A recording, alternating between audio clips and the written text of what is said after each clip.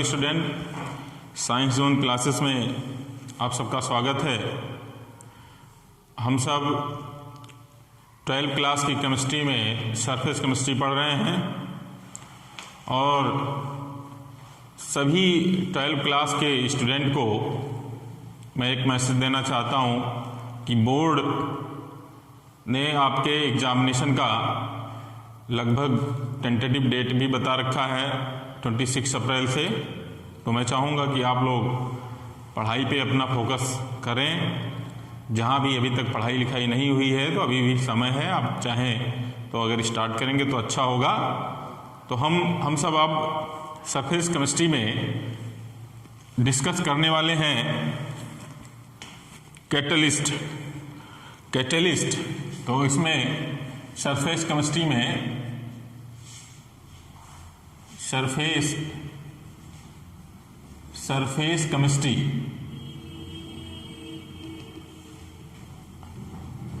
Surface chemistry में catalyst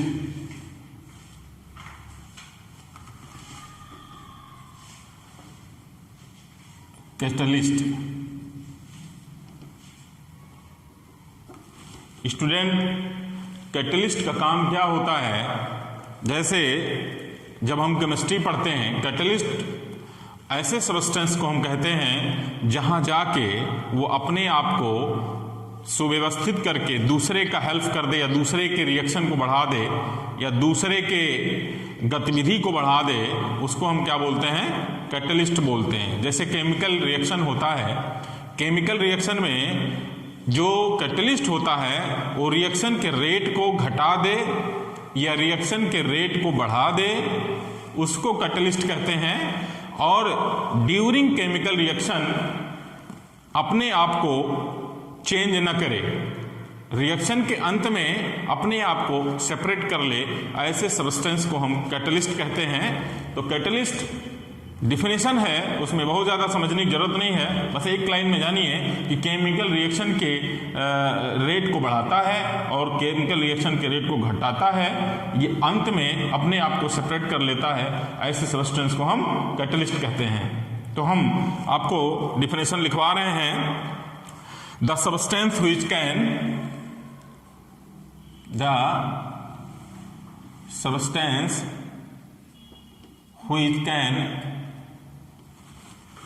can change the speed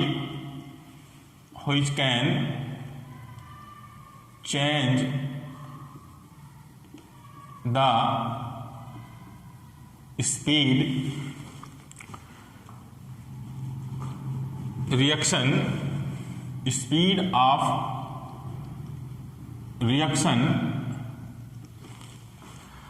of reaction without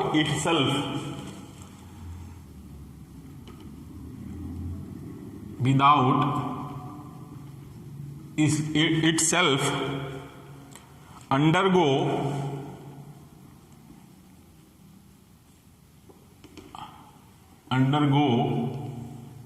any permanent change in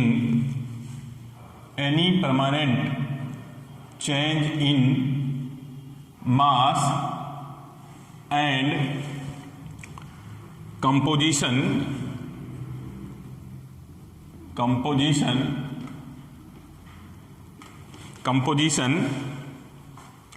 at the end of the reaction.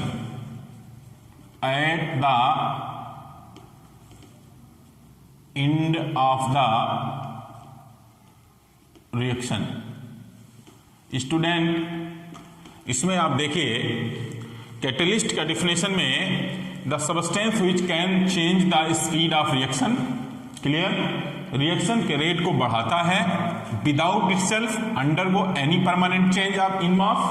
क्या होता है? Reaction जब होता है तो रिएक्शन में आपने पढ़ा होगा, कोई भी केमिकल रिएक्शन होता है तो केमिकल रिएक्शन में लॉ ऑफ मास एक्शन होता है, जिसमें क्या होता है कि जितने रिएक्टेंट की तरफ मास होता है उतने प्रोडक्ट की तरफ होना चाहिए। और कैटलिस्ट का काम इतना ही है कि रिएक्शन के रेट को बढ़ा देता है, उसकी कंपोजिशन में, उसके मास में कोई चेंज नहीं करता है, उसे हम कैटलिस्ट करते हैं। ये डिफरेंट टाइप के होते हैं। तो आई होप आप समझ गए होंगे कैटलिस्ट क्या है। डायरेक्ट आपके केमिस्ट्री का जब पेपर होता है तो डायरेक्ट आपको डिफिनेशन पूछ सकता है कि व्हाट इज द कैटलिस्ट, या उसमें बहुत टाइप ऑफ कैटलिस्ट होता है, तो उसमें हम आपको पॉजिटिव होता है, नेगेटिव होता है, मैं आपको एक एक करके सारे कैटलिस्ट के बारे में आप बताऊंगा। तो कैटलिस्ट को हम क्या कहते हैं कि रिएक्शन की स्पीड को बढ़ाता है, घटाता है, और उसके मास या कंपोजिशन में कोई चेंजिंग नहीं करता है। तो हम आगे बढ़ते हैं कि कैटलिस्ट का क्या होता है। अब कैटलिस्ट में नंबर 1 पॉइंट आप लिख लें, positive catalyst. Positive catalyst, positive catalyst, positive catalyst नाम से स्पष्ट है, क्लियर है कि ऐसे रिएक्शन में जहां कैटलिस्ट क्या करता है, रिएक्शन की रेट को बढ़ा देता है। क्या करता है? रिएक्शन के रेट को बढ़ाता है, उसको हम पॉजिटिव कैटलिस्ट बोलते हैं। नाम से स्पष्ट है, पॉजिटिव का मतलब रिएक्शन के रेट को बढ़ाएगा या रिएक्शन की स्पीड को बढ़ाता है, उसको पॉजिटिव कैटलिस्ट कहते हैं। तो इसमें लिख सकते हैं आप, which increase the rate of reaction. क्या होगा? Which increase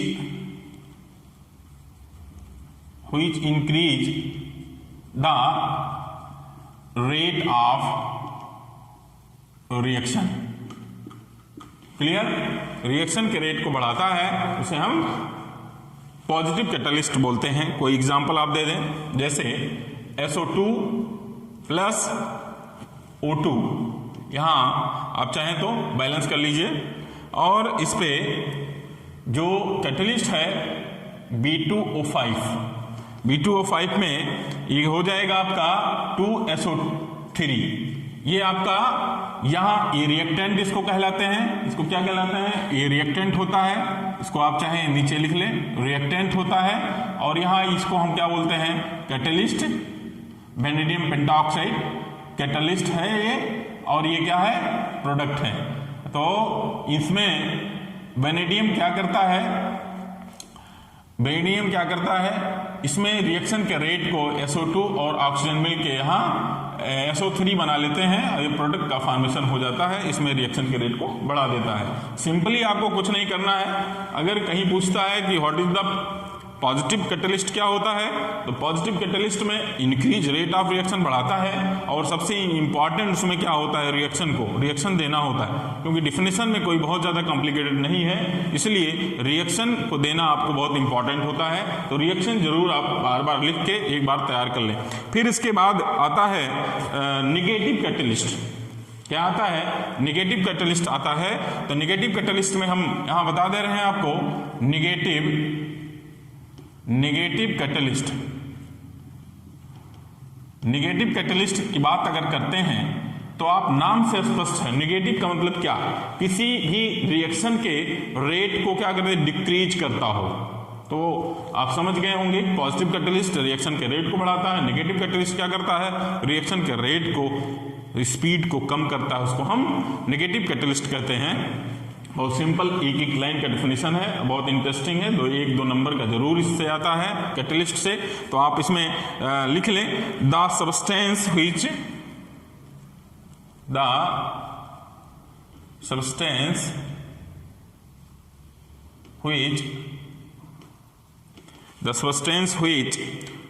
decrease the rate of reaction, decrease the rate of reaction। Clear? ऐसा सब्सटेंस को हम कैटलिस्ट कहते हैं, ऐसा सब्सटेंस जो रिएक्शन के रेट को डिक्रीज करता हो, उसको नेगेटिव कैटलिस्ट बोलते हैं। उसके बाद इसमें एक रिएक्शन दे दीजिए, 2H2O gives that, इसमें क्या हो जाएगा? H3PO4 और ग्लिसरॉल ग्लिसरॉल क्या बन जाएगा यहां 2H2O प्लस O2। इसमें जो यानी हाइड्रोजन ऑर्थोफॉस्फेट है और ग्लिसरॉल है और भी कैटलिस्ट है, तो इसको हम प्रोडक्ट बोलते हैं और इसको कैटलिस्ट बोलते हैं। यहां चाहे तो लिख लें कैटलिस्ट। कैटलिस्ट का काम क्या है, इस रिएक्शन को स्लो कर देता है। और स्लो कैसे करता होगा, उसकी जो मैकेनिज्म हम लोग पढ़ेंगे तब होता है कि जैसे रिएक्शन होता है उसके बाद जो कैटलिस्ट जाता है कि रिएक्शन के रेट को बढ़ाता है, फिर रिएक्शन के रेट को घटाता है, उसके बाद प्रोडक्ट का फॉर्मेशन हो जाता है और ये प्रोडक्ट है। स्टूडेंट, इसके बाद में नेगेटिव कैटलिस्ट के बाद में हम पढ़ेंगे ऑटो कैटलिस्ट। ऑटो कैटलिस्ट में आपको पता है ऑटो का मतलब क्या होता है। ऑटो कैटलिस्ट का मतलब क्या होता है, ऑटो कैटलिस्ट ऐसे सब्सटेंस को जब कोई भी रिएक्शन होता है तो रिएक्शन में आपको पता है क्या होता है, रिएक्टेंट होता है, फिर कैटलिस्ट होता है और फिर प्रोडक्ट का फॉर्मेशन होता है। ऐसी स्थिति में ऐसा सब्सटेंस कि रिएक्टेंट और प्रोडक्ट, जब प्रोडक्ट का फॉर्मेशन हो जाता है, होने वाला होता है, तो प्रोडक्ट स्वयं कैटलिस्ट का काम करने लगता है, उसको हम बोलते हैं ऑटो कैटलिस्ट, है ना। क्या बोलते हैं, जब कोई प्रोडक्ट स्वयं अपने रिएक्शन में ही कैटलिस्ट का काम करता है उसको हम ऑटो कैटलिस्ट कहते हैं। तो ऑटो कैटलिस्ट का डिफिनेशन लिख लें, the reaction which catalyst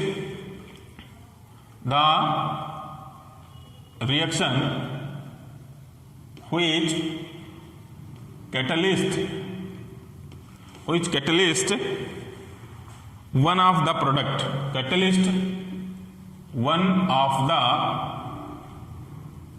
product is called auto catalyst, is called auto catalyst. Auto catalyst clear हुआ, जब कोई भी प्रोडक्ट में यानी कोई भी रिएक्शन में ही जो प्रोडक्ट होता है वो कैटलिस्ट का काम करने लगता है, उसको हम ऑटो कैटलिस्ट बोलते हैं। तो ऑटो कैटलिस्ट में हम रिएक्शन दे रहे हैं। अब जैसे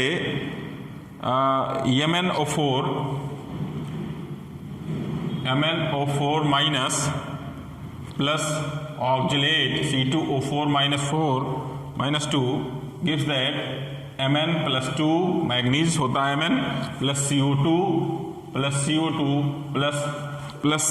plus H2O। इसमें जो मैग्नीज होता है, ये मैग्नीज क्या करता है, इसको ऑटो कैटलिस्ट होता है, ऑटो कैटलिस्ट। मैग्नीज रिएक्शन में ऑटो कैटलिस्ट की तरह काम करने लगता है, मैग्नीज को ऑटो कैटलिस्ट बोलते हैं। कोई डाउट तो नहीं है। उसके बाद हम नेक्स्ट जो है, इसमें नेक्स्ट में है प्रोमोटर। क्या है, प्रोमोटर। अब प्रोमोटर क्या होता है, प्रोमोटर जैसे केमिकल रिएक्शन होता है, केमिकल रिएक्शन में रिएक्टेंट होता है, रिएक्टेंट के अलावा कैटलिस्ट होता है। अब क्या प्रमोटर क्या करता है रिएक्शन में प्रमोटर क्या करता है, कैटलिस्ट की एक्टिविटी को बढ़ाता है। क्या करता है, रिएक्शन की रेट को बढ़ाता ही बढ़ाता है, उसमें कैटलिस्ट के रिएक्शन के रेट को यानी उसकी एक्टिविटी को बढ़ा देता है। सीधा एक शब्द में कहेंगे, कैटलिस्ट के एक्टिविटी को बढ़ाता है कि प्रमोट करता है। जैसे आपको पता है कहीं भी क्या करता है ये, जैसे मान लिया जाए प्रमोटर की बात होगी, जैसे मैं एक टीचर हूं, क्या करता हूं, मैं पढ़ाता हूं, आप स्टूडेंट हैं, मैं जैसे बोल दिया आपको कि आपका एग्जाम है, तो मैं आपको प्रमोट करता हूं, आपको क्या बोलता हूं कि पॉजिटिव एनर्जी आपको बढ़ाता हूं कि आप पढ़िए। तो मैं क्या हो गया, मैं प्रमोटर हो गया, आप कैटलिस्ट हो गए, आपको एग्जाम देना है, तो क्या हुआ कि मैं पढ़ा के आपको बताता हूं और एक्टिव करता हूं कि आप अच्छे से पढ़ें और आप क्या करें, एग्जाम देंगे। तो आप क्या हो गए, मैं एक प्रमोटर हो गया, आप कैटलिस्ट हो गए, आप एग्जाम देंगे। तो इसमें केमिकल रिएक्शन में क्या होता है, रिएक्टेंट होता है, रिएक्टेंट आप हो गए, और जो कैटलिस्ट होता है, कैटलिस्ट बढ़ाता है, रिएक्शन के रेट को बढ़ाता है। तो प्रमोटर क्या करता है, रिएक्शन के रेट को बढ़ाता है, और ऑटो कैटलिस्ट करा दे, यानी इसके रिएक्शन के रेट को बढ़ाता है, इसके कैटलिस्ट के रिएक्शन के रेट को बढ़ा देता है, और वो एक्टिव कर देता है, जिससे रिएक्शन बहुत फास्ट हो जाए।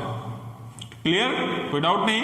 तो इसमें प्रमोटर को क्या लिखेंगे, enhance the activity, enhance the activity, enhance the activity of the catalyst, of the catalyst। Promoter क्या करे, enhance of activity of the catalyst. Clear हुआ, कैटलिस्ट की एक्टिविटी को बढ़ाता है। एग्जाम्पल देख लीजिए, जैसे एग्जाम्पल दे दिया N2 plus 3H2 gives that, क्या बन गया, बहुत सिंपल, अमोनिया बन गया। और यहाँ जो क्या होगा, Fe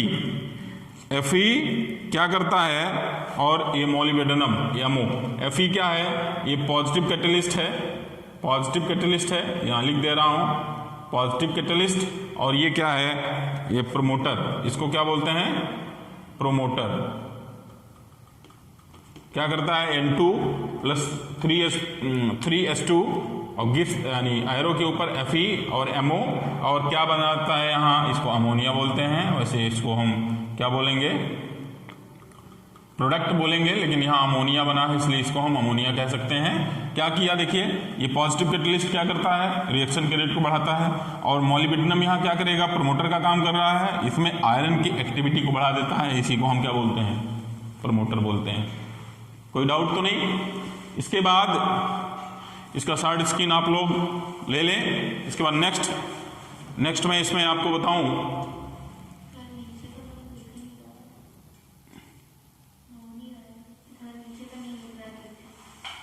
अच्छा, उसके बाद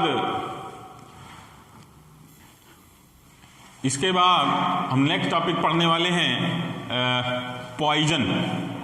पॉइजन कैटलिस्ट का मतलब क्या होता है, नाम से स्पष्ट है। पॉइजन का मतलब क्या होता है कि किसी भी रिएक्शन के रेट को क्या करता है, कम करता है। रिएक्शन का रेट कैसे कम होगा, जब कैटलिस्ट को डिस्ट्रॉय कर दे या कैटलिस्ट को डिस्टर्ब कर दे, तो क्या करता होगा वो, क्या कैटलिस्ट के सरफेस पे जाके उसके एक्टिविटी को कम करता है। जैसे अभी आपने पढ़ा प्रमोटर क्या करता है, रिएक्शन के रेट में जो कैटलिस्ट होता है उसको एक्टिव करता है। तो क्या करता होगा, जैसे आपने एब्जॉर्प्शन पढ़ा है, मैं अभी लिखता नहीं हूँ, जैसे एब्जॉर्प्शन आपने पढ़ा, कोई भी सॉलिड पार्टिकल होता है, मान लिया सॉलिड है, तो सॉलिड इसमें पार्टिकल आके जमते हैं या बैठते हैं, या मॉलिक्यूल या एटम आके बैठते हैं, तो ऐसा नहीं है कि इसमें थोड़ा बहुत एब्जॉर्ब हो जाता होगा। सॉलिड पार्टिकल जो होते हैं उसमें कोई एक जगह ऐसे होता है, प्लेस होता है जहां से एब्जॉर्प्शन होता है, उसी को हम क्या बोलते हैं, एक्टिव सेंटर बोलते हैं, एक्टिव सेंटर बोलते हैं। और जैसे मान लीजिए जब प्रोडक्ट होता है, यानी कोई भी रिएक्टेंट होता है, रिएक्टेंट में कैटलिस्ट जब जाके जुड़ता होगा, तो मैं अभी आपको एक बात बताऊं, A प्लस बी का फॉर्मेशन होता है, ये हो गया AB, और सॉरी मान लीजिए A प्लस C का फॉर्मेशन हुआ, AC बन गया।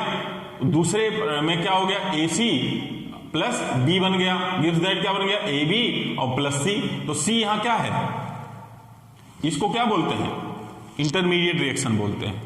जब किसी भी रिएक्टेंट में रिएक्शन जब एक्टिव होते हैं, कैटलिस्ट जाता है, तो क्या करता है, वो रिएक्टेंट के साथ जुड़ जाता है, सरफेस पे काम करने लगता है। उसके बाद क्या, एक इंटरमीडिएट बना लेता है। इंटरमीडिएट के बाद क्या करता है, इंटरमीडिएट और फिर रिएक्टेंट में रिएक्शन करके फिर वो प्रोडक्ट फॉर्मेशन करता है और खुद निकल जाता है। तो इस तरह का रिएक्शन होता है। पॉइजन भी क्या करता होगा, जैसे कोई पॉजिटिव कैटलिस्ट क्या है, पॉजिटिव कैटलिस्ट क्या करता होगा, रिएक्शन के रेट को बढ़ाता है। जैसे मान लीजिए कोई भी रिएक्शन हो रहा है, ये रिएक्टेंट है, अब क्या करता होगा कैटलिस्ट, इसके सरफेस पे जाके बैठता होगा, और उसके बाद इसको कैटलिस्ट यानी रिएक्शन के रेट को क्या बढ़ाने का काम करता है। पॉइजन का मतलब क्या हुआ कि रिएक्शन के रेट को कम करने की कोशिश करता होगा। किसको मारता होगा? कैटलिस्ट को डिस्टर्ब करता होगा। पॉइजन नाम तभी तो पड़ा कि रिएक्शन के रेट को खत्म करने की कोशिश करता होगा, उसको हम पॉइजन कैटलिस्ट बोलते हैं या पॉइजन बोलते हैं। पॉइजन का मतलब जहर होता है, आदमी को मारता है। ऐसे आपके केमिकली भी उसी में यही होता होगा कि रिएक्शन के रेट को कम करने की कोशिश करता होगा, कम करता होगा। तो इसमें पॉइजन आप लिखें, पॉइजन, पॉइजन्स। पॉइजन्स में decrease activity of, decrease activity of the catalyst, catalyst. अब जैसे क्या करता होगा, जैसे BaSO4, BaSO4 में क्या होता है? इन हाइड्रोजनेशन, हाइड्रोजनेशन, हाइड्रोजनेशन रिएक्शन क्या होता है? हाइड्रोजनेशन रिएक्शन में, हाइड्रोजनेशन रिएक्शन में क्या होता है? BaSO4 के पास क्या करता है? हाइड्रोजनेशन में BaSO4 में होता है इसको, हाँ। और पॉइजन क्या करता है? हाइड्रोजनेशन होता है कि हाइड्रोजनेशन मतलब क्या होता है कि किसी भी रिएक्शन में हाइड्रोजन को जोड़ते हैं, उसको हाइड्रोजनेशन बोलते हैं। इसके आगे में मैं एग्जांपल देता हूं, देखिए CH3 C triple bond CH3 gives that, इस पे हाइड्रोजन प्लस PD प्लेडियम और BaSO4, ये होगा आपका कैटलिस्ट। बनाता क्या है? ये डबल बॉन्ड यहां से यानी ट्रिपल बॉन्ड का एक ब्रेक करेगा, ठीक, ब्रेक करता है तो पाई बॉन्ड शिफ्ट होता है। क्या बन जाएगा? यहां CH3 और यहां H, यहां CH3 और यहां H, ये हो गया सिस। इसका नाम है सिस 2 ब्यूटीन। क्या हो गया? सिस 2 ब्यूटीन। सिस 2 ब्यूटीन और ट्रांस 2 ब्यूटीन होता है, आपको पता है, आपको चाहे तो यहां बता दें, समझ में नहीं आया होगा मैं दोबारा बता देता हूं। देखिए सिस का मतलब होता है कि यानी दोनों ग्रुप सेम डायरेक्शन में होता है, और अगर कहीं ट्रांस की बात करता है तो ट्रांस अगर आता है तो आप यहां देख लें, जब जैसे मान लीजिए H कर दिया और यहां CH3 कर दिया और यहां CH3 कर दिया और ये H कर दिया, इसको ट्रांस बोलते हैं। क्या बोलते हैं? ट्रांस। इसको आइसोमेरिज में आप पढ़े होंगे, सिस और ट्रांस आइसोमेरिज में।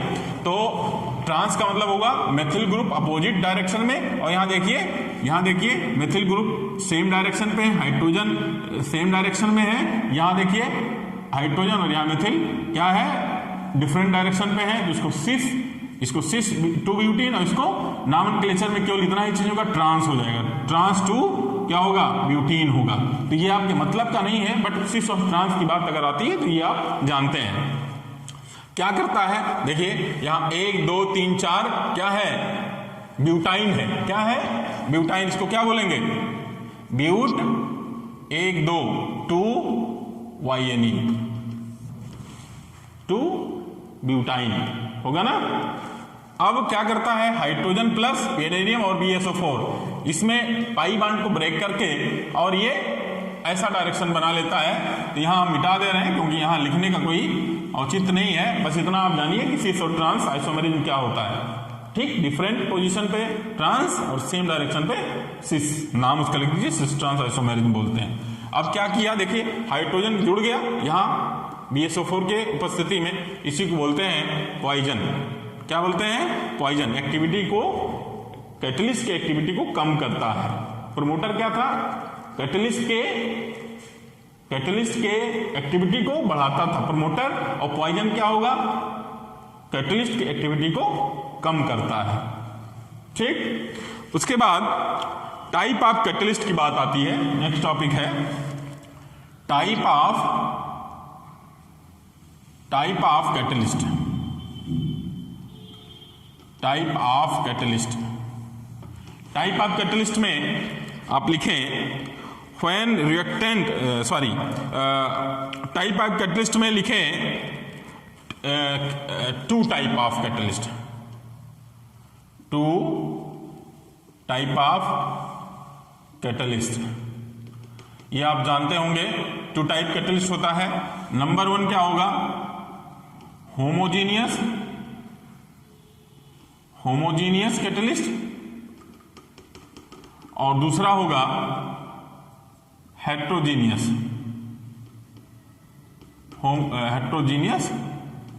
कैटलिस्ट। होमोजीनियस कैटलिस्ट और हेट्रोजीनियस कैटलिस्ट आपको नाम पता है, तो सबसे पहले आप क्या डालेंगे? Number 1 homogeneous catalyst. Homogeneous catalyst, homogeneous catalyst में क्या होगा? जैसे जब आप कोई भी रिएक्शन करते हैं तो मान लिया जाए यहाँ रिएक्टेंट होता है कोई, मान लिया जाए यहाँ हाइड्रोजन आपने लिख दिया और ऑक्सीजन लिख दिया H2, ठीक। मैं ऐसे आपको एग्जांपल दे रहा हूँ। यहाँ क्या फॉर्मेशन हो गया? मान लिया जाए H2O फॉर्मेशन हो गया, यहाँ 2 कर दीजिए, क्लियर हुआ? ये रिएक्टेंट होता है और ये प्रोडक्ट होता है, और यहाँ कैटलिस्ट होता है। कोई कैटलिस्ट आप लिख दें, मान लीजिए मैंने लिख दिया, यहाँ कैटलिस्ट लिख दिया, H2SO4 लिख दिया, मैं एग्जांपल ले रहा हूँ। यहाँ रिएक्टेंट, यहाँ देखिए ये गैस है और ये भी गैस है, ठीक, ये लिक्विड हो जाएगा। तो ऐसा एग्जांपल आप लें, मान लीजिए मैंने कोई गैस ले लिया, NO ले लिया या नाइट्रोजन ले लिया, नाइट्रोजन भी गैस हो गया। यहाँ मैंने ऐसा प्रोडक्ट बना दिया, या तो लिक्विड बना हुआ है लेकिन यहाँ भी गैस हो जाए, या प्रोडक्ट की बात छोड़ दीजिए, यहाँ रिएक्टेंट गैस है और आपका प्रोडक्ट यानी कैटलिस्ट भी आपका गैस है। तो ऐसे फेज को हम क्या बोलते हैं? होमोजीनियस। रिएक्टेंट और कैटलिस्ट दोनों सेम फेज में होते हैं। फेज क्या होता है? उसकी फिजिकल स्टेट क्या बोलते हैं? फिजिकल स्टेट बोलते हैं। फिजिकल स्टेट सेम होता है, उसको हम होमोजीनियस कैटलिस्ट बोलते हैं। तो आई होप आप समझ गए होंगे। तो मैं आपको इसमें डिफिनेशन थोड़ा सा है, लिखवा देता हूं। होमोजीनियस कैटलिस्ट में when reactant and catalyst, when reactant and catalyst, reactant catalyst are in same phase,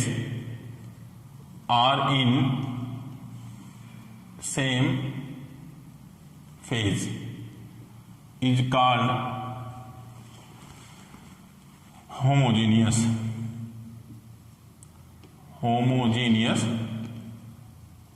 catalyst. Example आप दे दें, क्योंकि इसमें एग्जाम्पल बहुत इंपॉर्टेंट है। एग्जामिनेशन के आपके एग्जाम्पल के बगैर कोई भी डेफिनेशन सही नहीं माना जाता है। तो क्योंकि बहुत सिंपल डेफिनेशन है एक लाइन का, तो आपको रिएक्शन को याद करना बहुत इंपॉर्टेंट है। तो इसमें एग्जाम्पल होमोजेनियस का क्या देना है आपको मैंने बताया हूँ कि ऐसा रिएक्टेंट हो जिसका फिजिकल स्टेट गैस हो या लिक्विड हो या सॉलिड हो, और आपका कैटलिस्ट भी सॉलिड या लिक्विड सेम हो, उसी को बोलते हैं होमोजेनियस कैटलिस्ट। तो आप एग्जाम्पल एक मैं लिख दे रहा हूँ। आपने पॉजिटिव कैटलिस्ट दिया होगा, याद होगा आपको, SO2 ये गैस है, प्लस O2 ये भी गैस है, गिव्स दैट यहाँ क्या है, क्या बोलते हैं, NO ये भी गैस है, क्या बनेगा 2SO3 ये भी गैस का फॉर्मेशन हो गया। तो इसको हम क्या बोलेंगे? Homogeneous catalyst. क्या बोलेंगे? Homogeneous catalyst. ठीक, कोई डाउट नहीं। मैं और दूसरा एग्जांपल दे रहा हूं, कम से कम 2 एग्जांपल तो आप ध्यान दीजिए। क्या हो जाएगा? CH3 C double bond CO C2H5 plus H2O, H2O liquid होगा और A भी लिक्विड होगा, L फॉर लिक्विड, और यहाँ कैटलिस्ट हो जाएगा H2SO4 लिक्विड होगा, और प्रोडक्ट का फॉर्मेशन होगा, ये बन जाएगा आपका CH3 COOH plus C2H5OH OH। देखिए फॉर्मेशन हो गया, यहाँ ये लिक्विड फॉर्मेशन हुआ। देखिए यहाँ ये लिक्विड है और ये भी लिक्विड है। ऐसे जो प्रोडक्ट देखिए इसमें गैस था और इसमें लिक्विड है, यानी आपका रिएक्टेंट, आपका कैटलिस्ट और आपका प्रोडक्ट फॉर्मेशन जो होता है। आप चाहें तो नाम भी लिख सकते हैं, ठीक है, अब लिख सकते हैं ना। अब तीसरा एग्जाम्पल मैं आपको दे रहा हूँ। जब आपके एग्जाम में आएगा तो इतना सारा लिखने की जरूरत नहीं है, आप एक लाइन का डेफिनेशन लिख दीजिए, कोई एक एग्जाम्पल दे दीजिए, यही होगा। तो इसलिए 2 3 4 अगर लिखे रहेंगे तो आपको याद आ सकता है। इसमें C12 H22 O11 plus H2O gives that H2SO4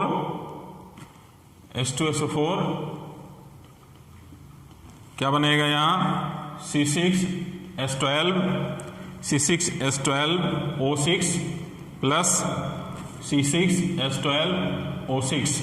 ये फॉर्मेशन हो गया। ये ग्लूकोज है, ये क्या ग्लूकोज है और ये फ्रक्टोज है, दोनों सेम होता है, ठीक है।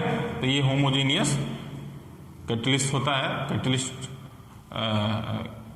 में समझ में आ गया होगा। ये भी लिक्विड होगा, ये भी लिक्विड होगा। यहाँ HCl भी कर सकते हो, लिक्विड होगा, यहाँ लिक्विड होगा, ये भी लिक्विड होगा। ग्लूकोज, हाँ C12,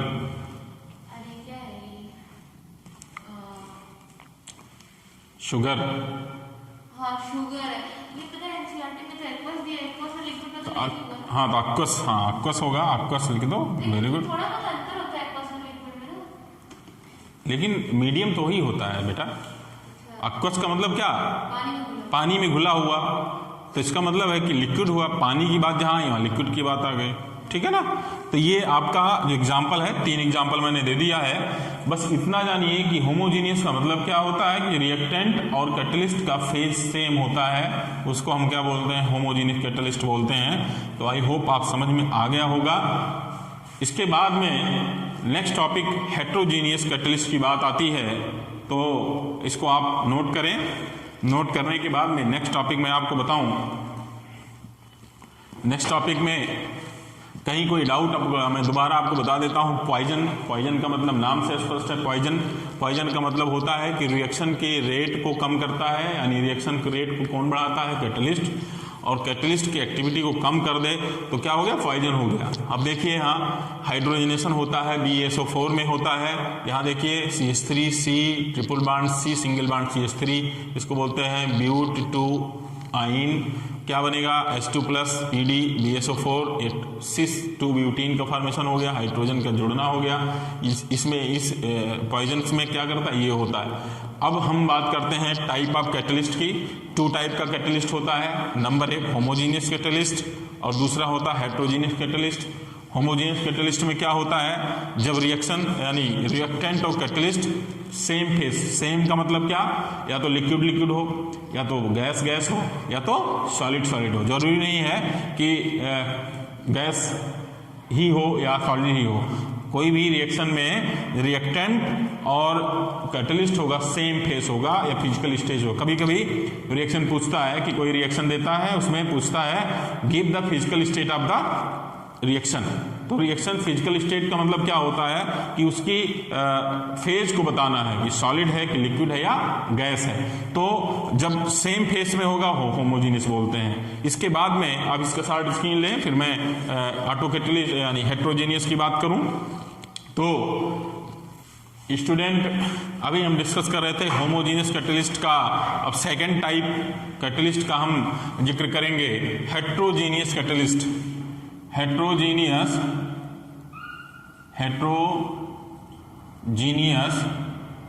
कैटलिस्ट। हेट्रोजीनियस कैटलिस्ट मैंने आपको होमोजीनियस पढ़ाया। होमोजीनियस में क्या था? रिएक्टेंट और कैटलिस्ट का सेम फेस होना चाहिए। हेट्रो में क्या होगा? हेट्रो का मतलब डिफरेंट।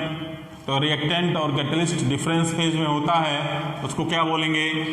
हेट्रोजीनियस बोलेंगे, बहुत सिंपल है। तो डिफिनेशन में लिखिए, डिफिनेशन में when reactant and catalyst, when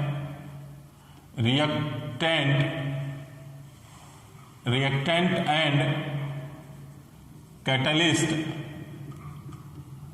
are in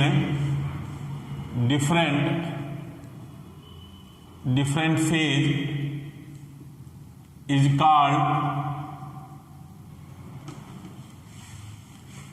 heterogeneous catalyst. Heterogeneous catalyst. Heterogeneous catalyst क्या है? रिएक्टेंट एंड कैटलिस्ट का फेज डिफरेंट होता है, उसको हम हेट्रोजीनियस कैटलिस्ट बोलते हैं। एग्जांपल दे दीजिए, जैसे यहां आप कैटलिस्ट का क्या करेंगे, आप वही एग्जांपल ले सकते हैं। नंबर 1 एग्जांपल यहां मैं लिख दूं, एग्जांपल बहुत इंपॉर्टेंट होता है, एग्जांपल बिना एग्जांपल के आपका आंसर इनकम्प्लीट माना जाता है। तो नंबर 1 क्या करेंगे, यानी 2SO2 ये हो गया आपका गैस, और प्लस क्या हो जाएगा O2 गिव्स दैट B2O5, ये हो गया आपका सॉलिड। क्या होता है? सॉलिड होता है। क्या बना लिया? 2SO3 क्या बनाया? गैस। अब क्या करना है इसमें, एक एग्जांपल आप ले लें, एग्जांपल ले लिया आपने, 2SO2 गैस है और ये भी गैस होगा भाई, ऑक्सीजन भी गैस होगा, और B2O5 जो है वो सॉलिड होता है। ठीक, तो यानी आपका कैटलिस्ट सॉलिड हो गया और जो रिएक्टेंट है वो गैस हो गया, तो डिफरेंट हो गया, प्रोडक्ट जो बन गया वो भी गैस है। तो यानी आपका जो कैटलिस्ट है वो सॉलिड है, तो यानी फेज डिफरेंट हो गया, तो इसको क्या बोलेंगे? डिफरेंट कैटलिस्ट, यानी हेट्रोजीनियस कैटलिस्ट। नंबर 2 पॉइंट में देखिए, यहां N2 हो गया, N2 गैस है, प्लस 3H2 ये भी गैस है, यहां गिव्स दैट, यहां Fe कर दिया, Fe क्या सॉलिड है, क्या बना लिया 2NH3 अमोनिया बन गया, अमोनिया भी गैस होता है, क्या हो गया देखिए, यहाँ रिएक्टेंट हो गया और ये आयरन जो है सॉलिड हो गया, आपका डिफरेंट फेज हो गया, गैस गैस सॉलिड फिर गैस, इसको हेट्रोजीनियस कैटलिस्ट बोलते हैं। नंबर 3 पॉइंट, इसलिए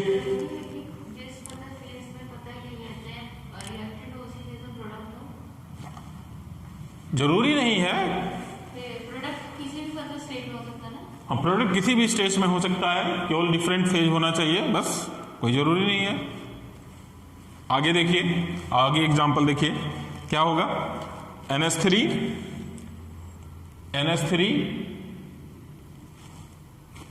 4 प्लस 5O2 गिव्स दैट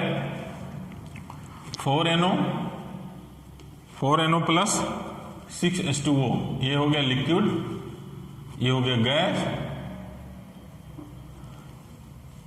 और यहां प्लेटिनम हो गया सॉलिड, ये भी गैस हो गया, ये भी गैस हो गया।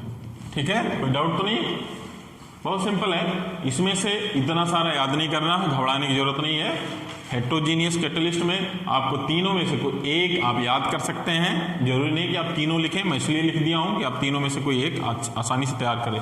जब एक ही होता है तो आदमी भूल जाता है, तो बहुत सिंपल ही है, आप इतना ध्यान रखिए, समझ जाएंगे तो अपने आप लिख सकते हैं, लेकिन किसी प्रोडक्ट का, किसी आइटम का, किसी कंपाउंड का नाम तो आपको याद होना चाहिए। तो इसमें तीनों में से क्या होगा, एक एग्जाम्पल आप ले लीजिए, उस एग्जाम्पल में आप पॉजिटिव कैटलिस्ट, निगेटिव कैटलिस्ट सारे को आप देते जाइए, और सिर्फ इसमें आपको याद रखिए कि कोई ऐसा कैटलिस्ट यूज करिए 3 जो लिक्विड हो और गैस हो और सॉलिड हो, उसमें जैसे रिएक्शन पूछे आप उसमें चेंज करते रहिए। ऐसा कैटलिस्ट याद कर लीजिए 3-4 जो सॉलिड भी हो और गैस भी हो और लिक्विड भी हो, और रिएक्टेंट का फेज तो आप जान ही रहे हैं, लिक्विड या फेज या गैस या सॉलिड, आप चेंज करते रहिए कैटलिस्ट को, आसानी से तैयार हो जाएगा। मेथड ये बहुत अच्छा है कि आप अच्छे से कैटलिस्ट याद करें, और कैटलिस्ट को तीनों फेज वाला कैटलिस्ट याद कर लीजिए, जो गैस भी हो, सॉलिड भी हो और लिक्विड भी हो, रिएक्शन में चेंज करते रहिए। ये आपका कंप्लीट हो गया। उसके बाद हम डिस्कस करेंगे, अब जैसे एक एग्जांपल और भी है, बहुत सिंपल है, याद भी आ जाएगा, अच्छा लगेगा आप लोगों को। जैसे वेजिटेबल ऑयल होता है, वेजिटेबल ऑयल, ये बनाता है किसकी प्रेजेंस में? निकिल क्या होता है? सॉलिड। क्या बनाता है? वेजिटेबल क्या बनाता है? घी। वेजिटेबल घी फॉर्मेशन करता है, ठीक है ना। देखिए वेजिटेबल ऑयल ये क्या हो जाएगा? लिक्विड हो जाएगा, ये सॉलिड है, और घी भी ये लिक्विड हो जाएगा। देखिए डिफरेंट, यानी 4 रिएक्शन में आपको दे दिया हेटेरोजीनियस का, आप कोई भी तैयार कर सकते हैं।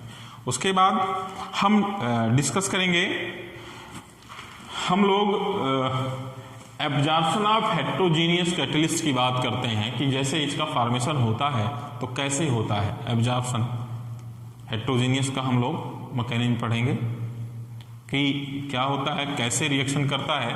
तो जैसे हम बात करेंगे, आप लिखिए एब्जॉर्प्शन थ्योरी ऑफ हेटेरोजीनियस। यहां मैं लिखता हूं एब्जॉर्प्शन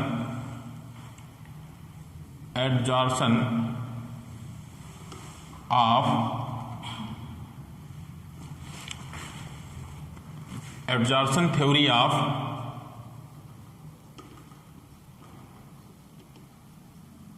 हेटेरोजीनियस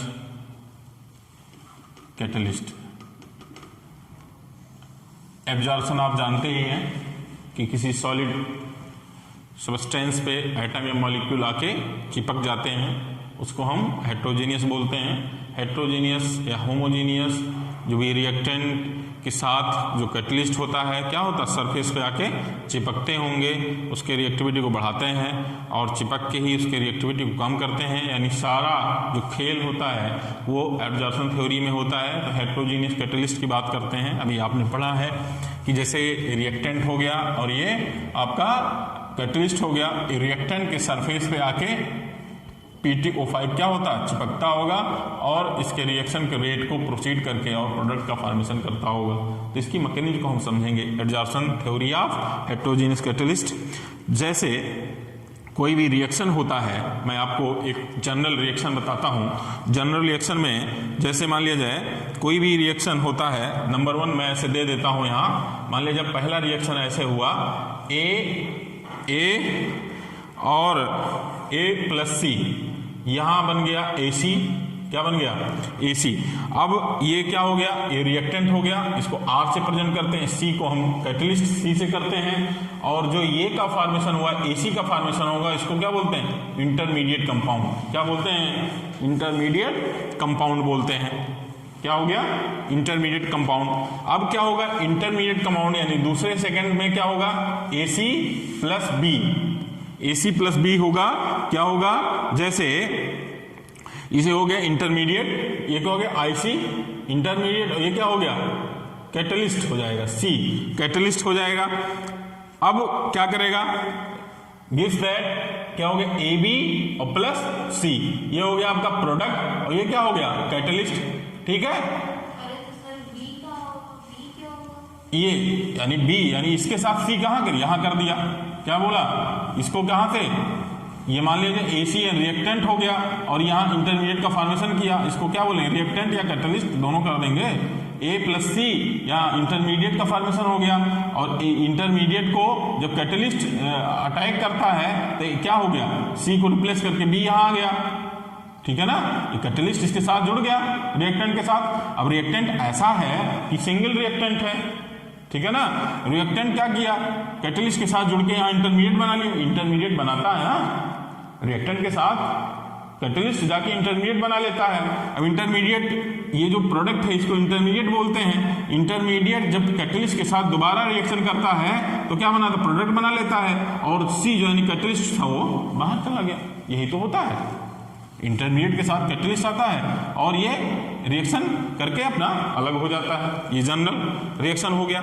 अब जैसे हम कोई भी ऐसा रिएक्शन दे देते हैं, जैसे मान लिया जाए कोई फ्री बैलेंसी, जैसे मैंने यहां दे दिया ऐसे, जैसे मान लिया जाए ये ऑक्सीजन, ऐसे मैंने एक फ्री बैलेंसी ऐसे दे दिया, ऑक्सीजन ऐसे, फिर यहां ऑक्सीजन ये ऐसे, इस टाइप का।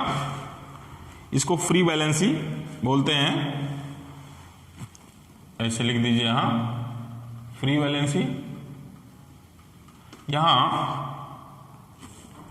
प्लस क्या करेंगे ए बी, ऐसे यहां होता है क्या डिफ्यूजन, इसको डिफ्यूजन होता है। गिव्स दैट क्या होगा, गिव्स दैट ये फ्री वैलेंसी बनेगा ऐसे, ऑक्सीजन यहां ऑक्सीजन यहां ऑक्सीजन, फिर ऐसे फिर ऐसे ऐसे यहां ऑक्सीजन, फिर ये फ्री वैलेंसी ऐसे, और इसके में ए और बी का फॉर्मेशन हो जाता है। क्या हो जाता है, ए बी का फॉर्मेशन हो जाता है।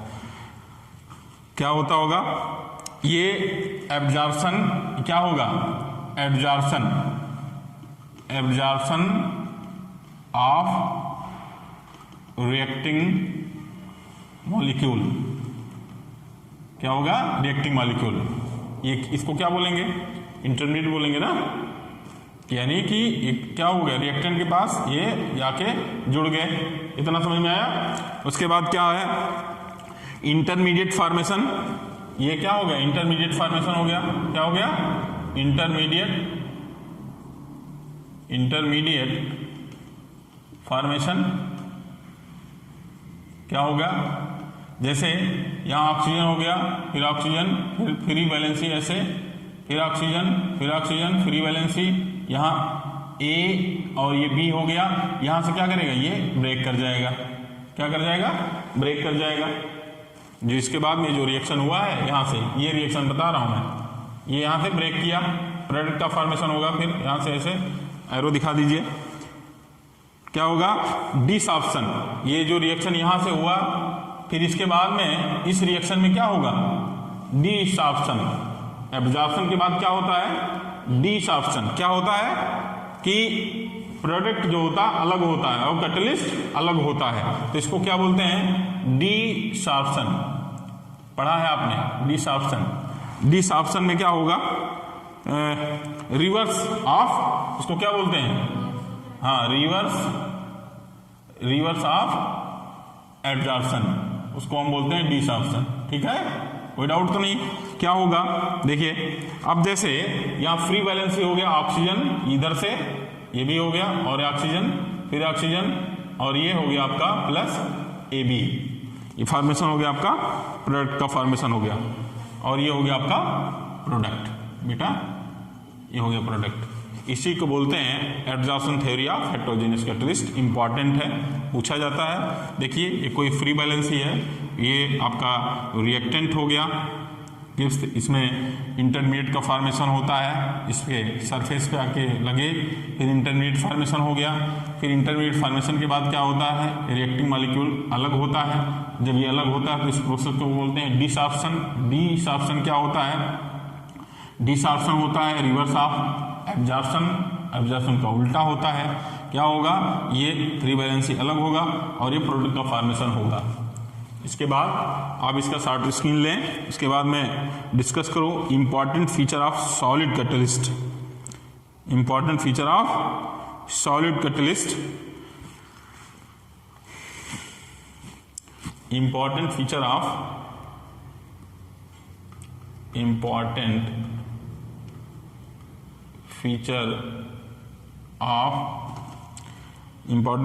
कैटलिस्ट।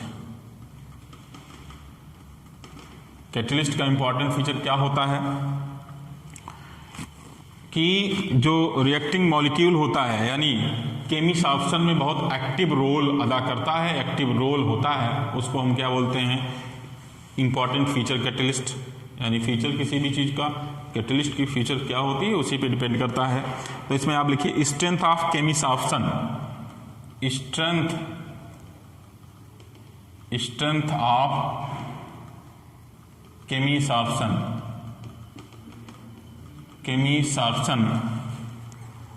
टू लार्ज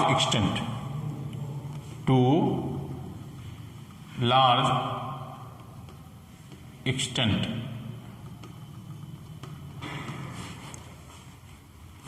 मोस्टली जो ग्रुप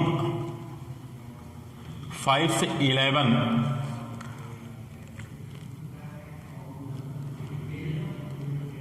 इसको ये गुड क्या बोलते हैं, इसको गुड कैटलिस्ट होते हैं। क्या होते हैं? गुड कैटलिस्ट होते हैं।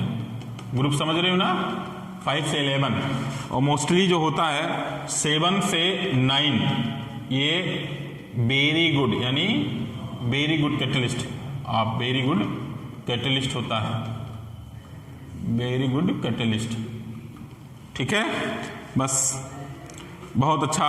यानी 5 से 11 ग्रुप संख्या 5 से 11 गुड कैटलिस्ट होता है, गुड कैटलिस्ट होता है, और 7 से 9 वेरी गुड कैटलिस्ट होता है। ये ग्रुप संख्या होता है, तो फीचर ऑफ द कैटलिस्ट में हो गया ये।